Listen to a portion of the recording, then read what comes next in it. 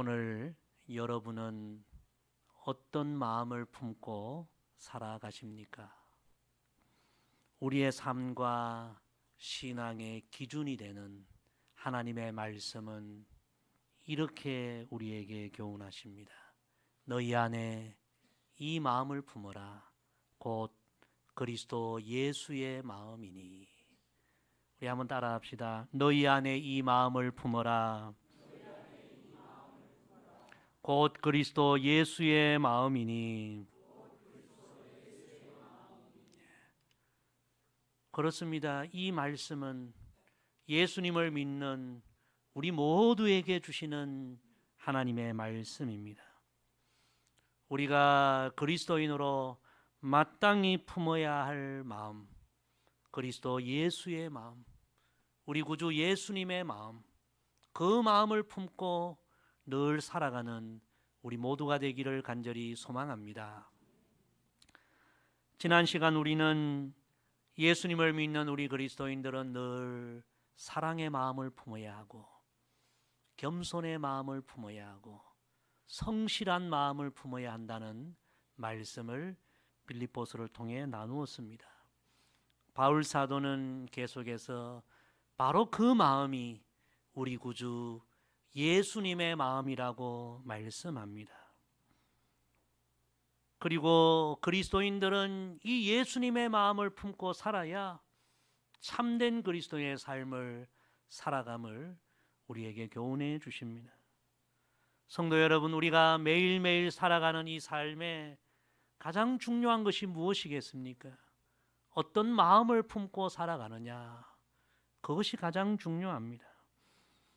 선한 마음을 품고 살아가면 어떤 상황 속에서도 우리는 선한 열매를 맺게 되고, 반대로 악한 마음을 품고 살면 그 삶에 좋은 열매를 맺을 수가 없는 것입니다.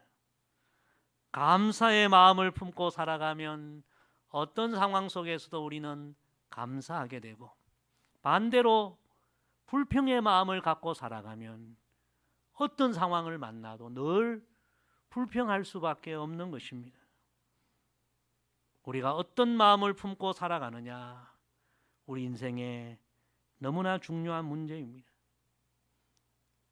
오늘 이 말씀 앞에 여러분 자신에게 한번 질문해 보십시오.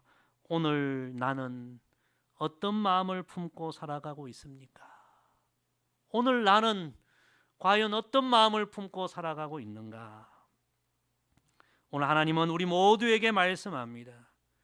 너희 안에 이 마음, 그리스도 예수의 마음을 품어라. 오늘 이 예배를 통하여, 오늘 이 말씀을 통하여 우리 다 마땅히 품어야 할 마음, 예수 그리스도의 마음, 예수님의 마음을 다시 한번 품게 되고, 오늘 이 예배를 통하여, 이 말씀을 통하여 그래야 우리 모두가 진정한 그리스도인으로 다시 한번 거듭나는 은혜가 우리에게 임하길 주의 이름으로 간절히 부탁을 드립니다. 그럼 우리 예수님 마음은 어떤 마음입니까? 우리 먼저 본문 6절에서 8절 말씀 우리 다 같이 읽겠습니다. 그는 근본 하나님의 본체시나 하나님과 동등됨을 취할 것으로 여기지 아니하시고 오히려 자기를 비워 종의 형체를 가지사 사람들과 같이 되셨고 사람의 모양으로 나타나사 자기를 낮추시고 죽기까지 복종하셨으니 곧 십자가에 죽으심이라. 아멘. 첫째로 예수님의 마음은 비우심과 낮추심의 마음이었습니다. 오늘 이 본문에 우리가 주목할 중요한 두 가지 단어는 자기를 비우심, 그리고 두 번째 자기를 낮추심. 이 비우심과 낮추심, 이 두 말씀에 우리가 집중할 필요가 있습니다. 우리 예수님은 원래는 하나님의 본체이신데, 즉 예수님은 곧 하나님이신데, 그 하나님이신 예수님이 자신을 비우셔서 종의 형체를 가지셨고, 또 하늘의 주인 되신 그 하나님이 낮추시고 낮추셔서 이 땅에 연약한 사람의 모양을 입으셨다. 이 비우심과 낮추심, 이것이 우리 예수님의 마음이요, 우리가 마땅히 품어야 할 그런 주님의 마음이라는 말씀입니다. 가장 높으신 분이 다 비우시고 가장 낮아지셔서 이 세상 가장 낮은 죄인까지 구원하고자 하셨던 그 예수님의 겸손의 마음, 그 예수님의 섬김의 마음, 저와 여러분이 이런 마음을 품고 살아가기를 간절히 소망합니다. 여러분, 우리가 살아가고 있는 이 세상은 너무나 교만한 마음으로 가득하고, 조금만 가져도, 조금만 알아도 다 얼마나 사람들이 교만한지 몰라요. 또 그리고 이 세상은 전부가 욕심과 이기심으로 가득한 세상, 지역 이기주의가 얼마나 지금 많습니까? 각 나라마다 자기 나라만을 생각하는 이 나라 이기심, 온 세상이 교만과 이기심으로 가득합니다. 그러나 이런 시대를 살아가지만 우리는 이런 시대 풍조를 따라갈 것이 아니라 하나님이신 예수님이 비우시고 낮추시고 겸손하시고 섬기신, 가장 연약한 자를 섬기셨던 그 예수님, 그 주님의 마음을 묵상하고 그 아름다운 마음을 품고 살아가야 할 줄로 믿습니다. 그 삶이 가장 귀한 삶이요, 그 삶이 진정 예수님의 백성된 삶인 줄로 믿습니다. 제가 언젠가 여러분에게 100세가 넘으신 연세대 명예교수 김영석 교수님이 지으신 100년을 살아보니, 이런 책을 한번 소개한 적이 있습니다. 우리 중에 연세가 많으셔도 아직 100년을 살아본 분은 이 자리에 없지요. 교수로서, 신실한 크리스찬으로서, 철학자로서 100년을 살아보시고 깨달은 모든 인생의 교훈을 인생의 후배들에게 들려주는 이 시대의 전도서와 같은 귀한 책입니다. 참 소중한 내용이 많은데 그 중에 제 마음에 감동을 준 것은 4번째 챕터에 나온 이런 내용이었습니다. 무엇을 남기고 갈 것인가? 100년을 살아보신 우리 인생의 선배, 믿음의 선배님이 우리 인생의 후배들에게 너무나 큰 울림을 주는 그런 귀한 내용이었습니다. 여러분, 한번 깊이 생각해 보셨습니까? 한 번뿐인 나의 인생, 무엇을 남기고 갈 것인가? 교수님이 질문을 합니다. 돈입니까? 명예입니까? 권력입니까? 인기입니까? 성공입니까? 무엇을 남기고 가시렵니까? 교수님은 연세대 교수로 수많은 사람들을 100년 동안 만났는데, 정치인들도 만나고 부자들도, 사업가들도 만나고 연예인들도 만났는데, 수많은 사람들을 보니까 이 세상에 한때 그렇게 대단했던, 주목받았던 사람들이 죽은 이후에 너무나 좋지 못한 평가를 받은 사람들이 많더라는 거예요. 그런데 반대로 정말 교수님이 보아도 너무나 대단한 사람인데도 그럼에도 불구하고 자신을 비우고 낮추고 겸손하고 이웃을 돌아보고 섬기는 그런 사람들도 많이 만났다는 거예요. 결국은 그런 사람들이 역사에 위대한 평가를 받고 참 인생의 아름다운 것을 남기는 그런 귀한 인물들이었다, 그런 이야기를 쭉 합니다. 그러면서 그 대표적인 한 사람 슈바이처 박사를 소개합니다. 여러분, 슈바이처 박사는 독일이 낳은 수재 중에 수재이지요. 24살에 청년의 때에 남들이 평생 이루기도 쉽지 않은 3가지를 20대에 이루었습니다. 철학 박사 학위를 받고 대학의 교수가 되고요, 신학 박사학위를 받고 목회자가 되고요. 그리고 우리 교회도 올간이 있지만 이 올간 연주가 쉽지 않거든요. 아주 음악에 탁월한 재능이 있어서 그 20대 전문 올가니스트가 되고 대단한 사람입니다. 그런데 이 슈바이처 박사가 20대에 성경을 읽고 묵상하다가 30살에 인류 구원의 역사를 시작하신 하나님이신 우리 예수님을 깊이 묵상하고 나도 이렇게 살아야 되겠다.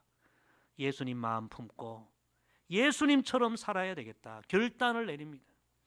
그래서 자신이 젊어서 이룬 그 대단한 것을 다 내려놓고 비우고 낮추고 그 시대에 가장 가난한 이들, 가장 연약한 이들이 있는 곳이 어딜까?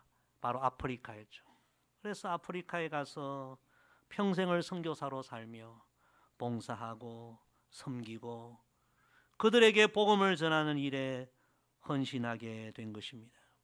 예수님 마음 품고 예수님처럼 평생 살았을 때 여러분 그에 대한 평가가 어떠합니까?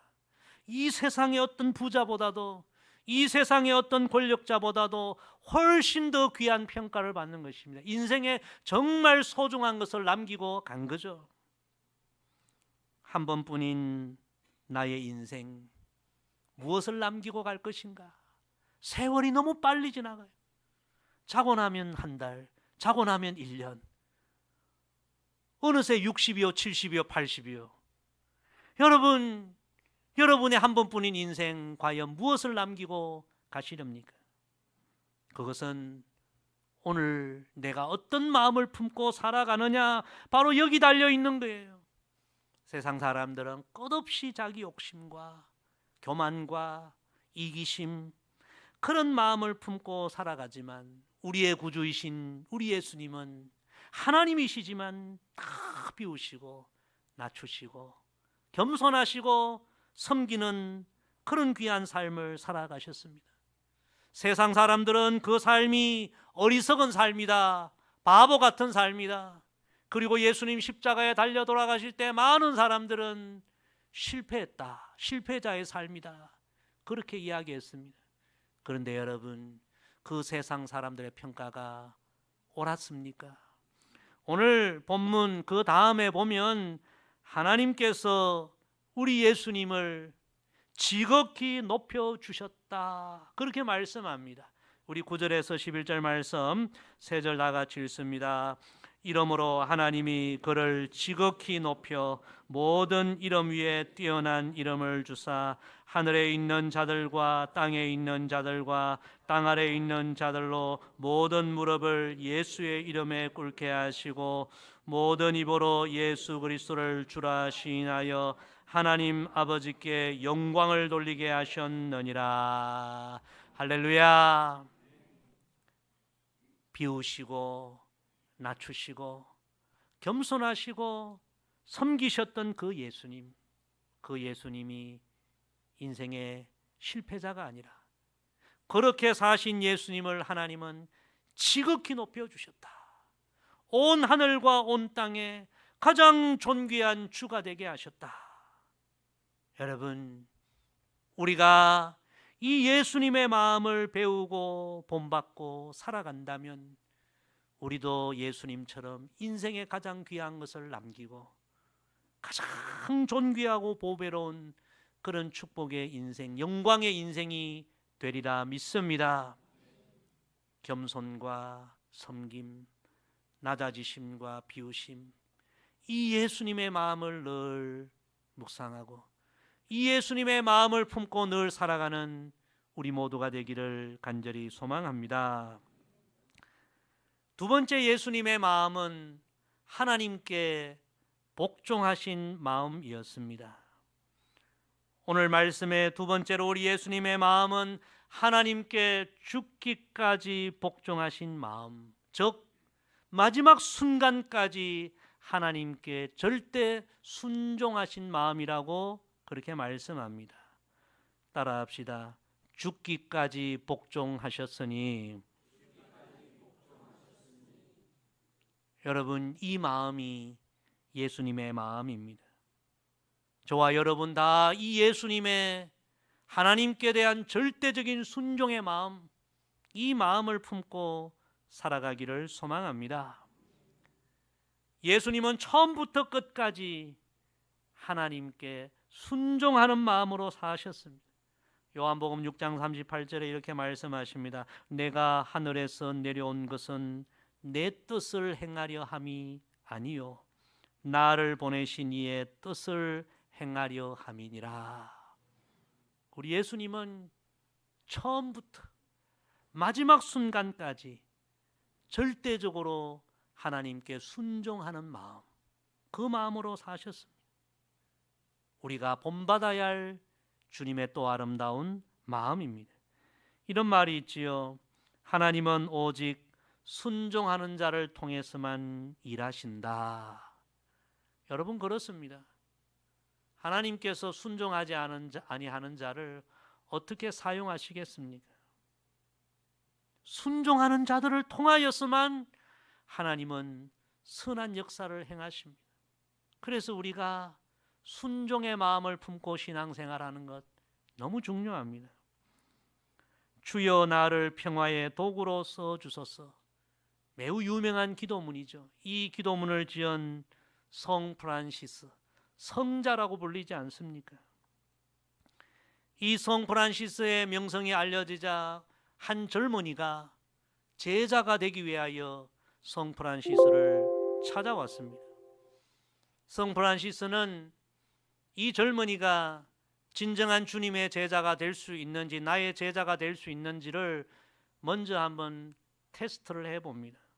그 젊은이에게 가서 지금 저 배추밭에 가면 배추가 무르익어 가는데 오늘 그 배추를 다 뽑아, 그리고 배추 뿌리를 하늘로 가게 하고 배추 잎은 땅으로 가게 해서 그 뽑은 배추를 다시 다 심고 나를 찾아오라. 여러분 요즘같이 뜨거운 날씨에 나아가서 배추 뿌리 몇 개만 뽑으면 넘어지면 쓰러집니다. 그런데 그 배추 다 뽑았으면 됐지. 어떻게 하라고요? 배추 뿌리는 위로 가게 하고 잎은 땅으로 가게, 또 다 심으라는 거예요. 아무리 생각해도 이해가 안 되고, 이 젊은이가 속으로 생각합니다. 저 어르신이 오랫동안 수도사 생활 하더니 정신이 약간 이렇게 헷가닥된 거 아닐까? 어떻게 말도 안 되는 이런 이야기를, 이런 일을 나에게 시킬까? 내가 이런 사람에게 어떻게 제자가 되고 도를 배울 수 있을까?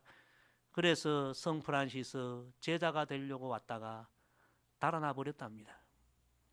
성 프란시스는 그에게 가장 중요한 테스트를 한 거죠. 순종의 테스트를 한 거예요. 여러분 순종하지 않는 제자를 어떻게 제자로 사용하겠습니까? 우리가 잘 아는 이스라엘의 초대 왕 사울, 그는 이 세상 그 어떤 사람이 누리지 못한 영광을 그가 누렸지만 하나님께서 더 귀하게 쓰기 위하여 순종의 테스트를 한번 해보신 거죠.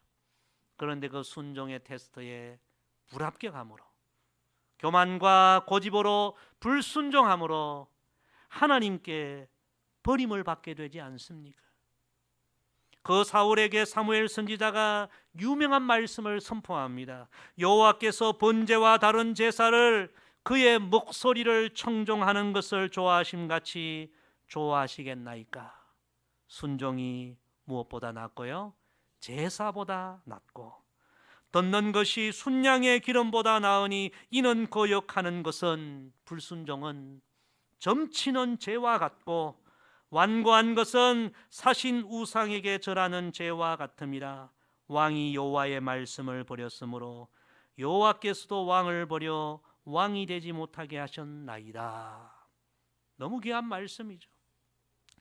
사랑하는 성도 여러분, 우리 예수님은 십자가 죽음이라는 도저히 순종할 수 없는 그런 하나님 말씀 들었지만 목숨 걸고 기도하며 하나님의 뜻에 죽기까지, 마지막까지 복종하시고 순종하시고 그 순종을 통하여 마침내 온 세상을 구원하시는 하나님의 선한 뜻을 이루게 되신 것입니다.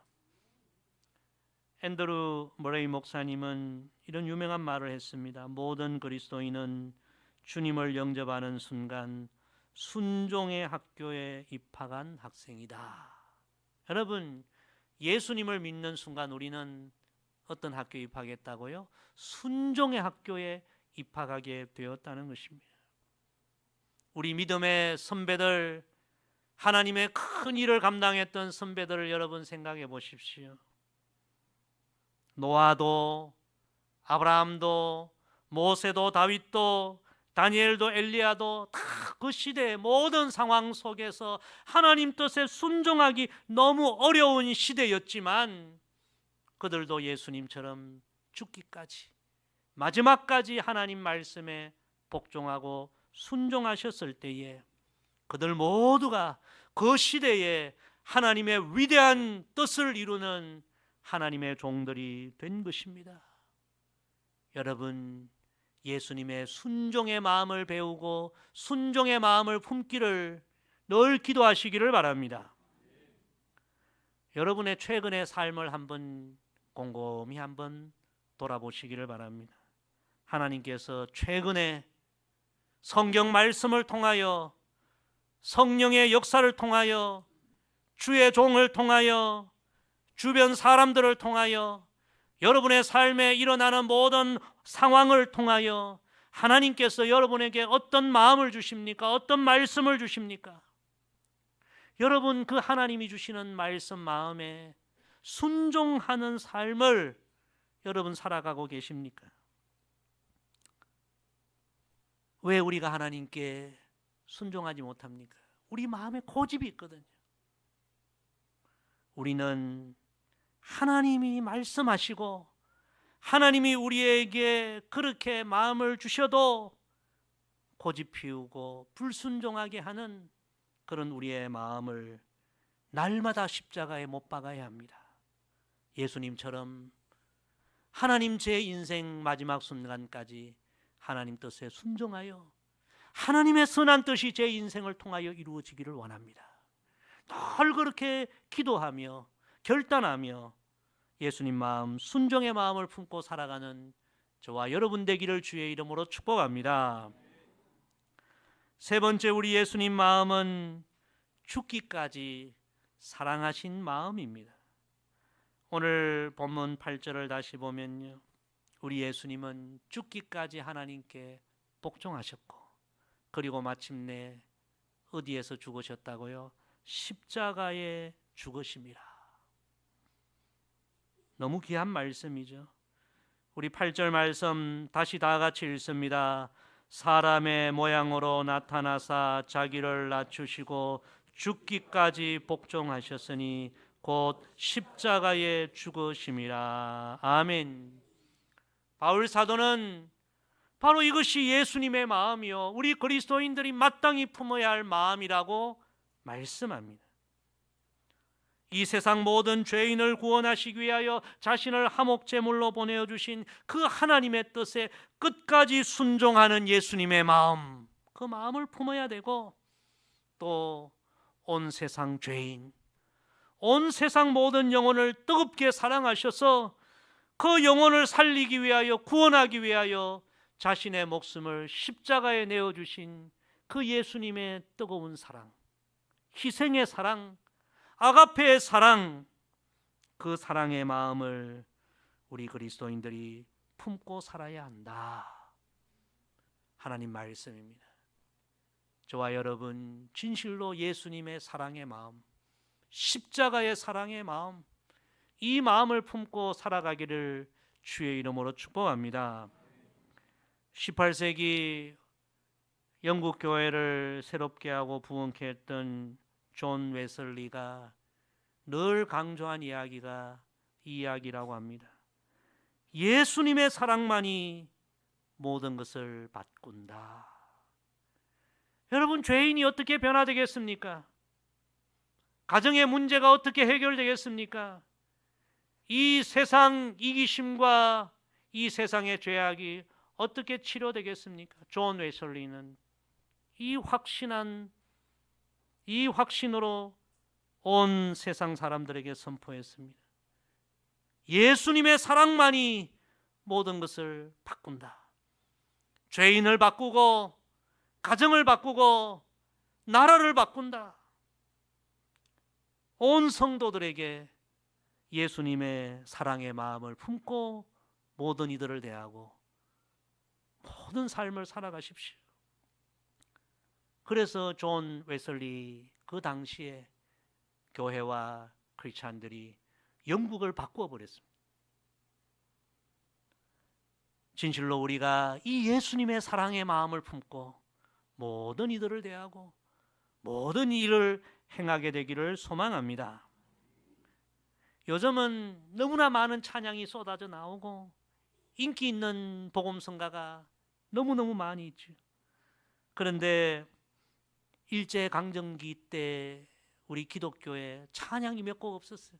복음성가가 몇 곡 없었어요.